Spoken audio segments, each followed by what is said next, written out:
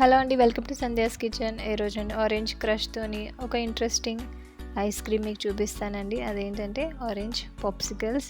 ఇది పిల్లలు చాలా ఇష్టంగా తింటారు. ఐస్ గోలా లాగా ఉంటుంది, టేస్ట్ చాలా బాగుంటుంది. ఒకసారి తప్పక ట్రై చేయండి. మీరు క్రష్తోని ఇలా different types of ice creams చేయొచ్చు.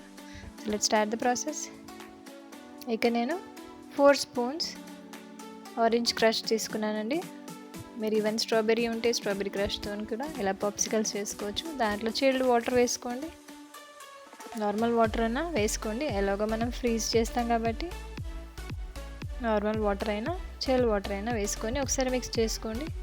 షుగర్ అస్సలు వేయద్దు, ఎందుకని ఇది క్రష్ కాబట్టి దాంట్లో ఆల్రెడీ యాడెడ్ షుగర్ ఉంటుంది.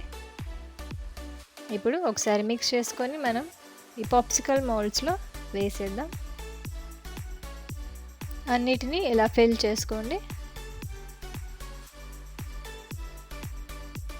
ఇప్పుడు దీన్ని మూత క్లోజ్ చేద్దాం. మీరు టీ కప్స్ ఉంటే దాంట్లో కూడా వేసుకొని పైన అల్యూమినియం ఫాయిల్తో కవర్ చేసుకొని కూడా ఒక స్టిక్ పెట్టుకొని మీరు ఫ్రీజ్ చేసుకోవచ్చు. నా దగ్గర మౌల్డ్ ఉంది కాబట్టి చూపిస్తున్నాను.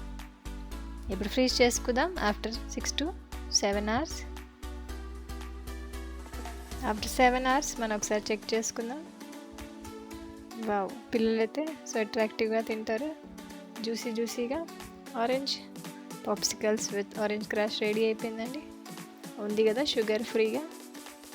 ఇలా ఒకసారి క్రష్ ఉంటే తప్పక ట్రై చేయండి. మీరు ఎప్పుడైనా ఐస్ గోలా తిన్నారా? ఇంచుమించు అలాగే ఉంటుంది.